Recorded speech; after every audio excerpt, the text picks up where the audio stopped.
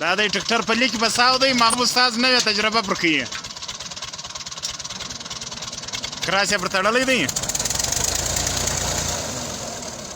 زنده‌باد زنده‌باد کامیاب شوه تجربه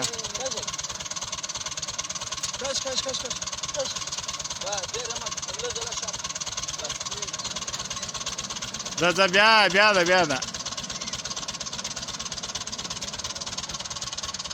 زنده‌باد کامیاب شوه